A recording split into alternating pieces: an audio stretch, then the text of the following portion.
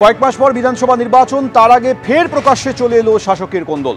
বারাসাত ২ নম্বর ব্লকের সভাপতির নাম ঘোষণার পরই বিক্ষোভ দেখান তৃণমূলের কর্মী সমর্থকরা। মনিরুল ইসলামকে ব্লক সভাপতি করার প্রতিবাদে তৃণমূল কর্মীদের এই বিক্ষোভ দেখানো হয়। টায়ার জ্বালিয়ে পথ অবরোধ করে তারা আজ বিক্ষোভ দেখাতে শুরু করেন। বিক্ষোভ সামলাতে এলাকায় যান হারোয়ার তৃণমূল বিধায়ক রবিউল ইসলাম। যদিও তৃণমূল ব্লক সভাপতি বিরোধিতায় তারা অনড় ছিলেন, এরপর বাধ্য হয়ে এলাকা ছাড়েন তৃণমূল বিধায়ক।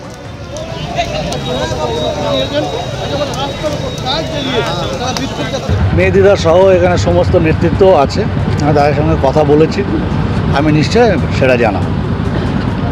ইতিমধ্যে ফেসবুকে লেখালেখি শুরু হয়ে গেছে, ব্লক সভাপতিকে মানব না, আমরা অন্য নেতৃত্ব চাই। দেখুন, এটা দলের সিদ্ধান্ত, এটা তো আমার সিদ্ধান্ত না, বিধায়কের সিদ্ধান্ত না, এটা দল একটা সিদ্ধান্ত নিয়েছে। আমি কর্মীদের সঙ্গে কথা বলেছি, যেটা হচ্ছে এটা আমি দলকে জানাবো। সামনে বিধানসভা নির্বাচন, তার আগে ফের প্রকাশ্যে চলে এসেছে শাসক কোন্দল। বারাসাত ২ নম্বর ব্লকের সভাপতির নাম ঘোষণার পরই বিক্ষোভ দেখাতে শুরু করেন তৃণমূল কর্মীদের একাংশ।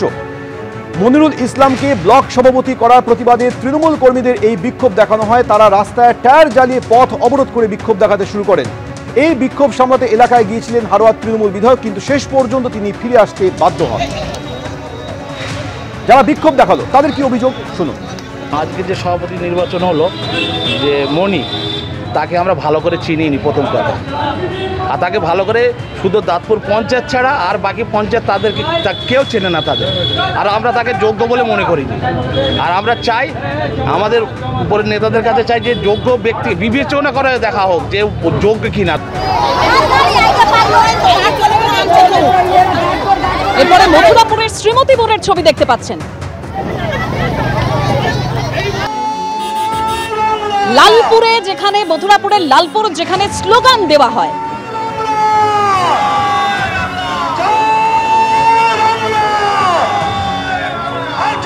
আজকে দক্ষিণ ২৪ পরগনায় এসে কি অভিজ্ঞতা? হিন্দুদের ধর্মচারণ এখানে নিষিদ্ধ।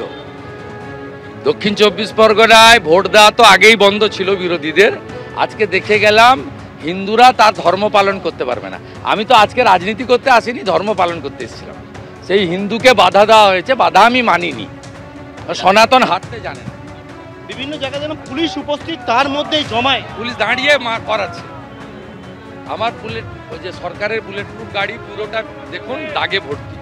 এই যে গাড়িতে আপনি ছিলেন, মানে আমি এটাই ছিলাম না, বুলেট প্রুফে ছিলাম। এটা আমার নিজের পার্সোনাল গাড়ি, আমি এখান থেকে নিয়ে নিব। আমি এবারে মানে কার্যত পাকিস্তান হয়ে যাওয়া, সেখান থেকে বেরিয়ে যাচ্ছে। এটা তো আর নেই, এটাতে হিন্দুদের হাতের বাইরে চলে গেছে। বাংলাদেশি মুসলমানদের, রোহিঙ্গাদের নাম বাদ চলে যাচ্ছে, তাই টার্গেট করছে ভারতীয় জনতা পার্টিকে। এবং আমার উপর তো রাগ আছেই ওদের।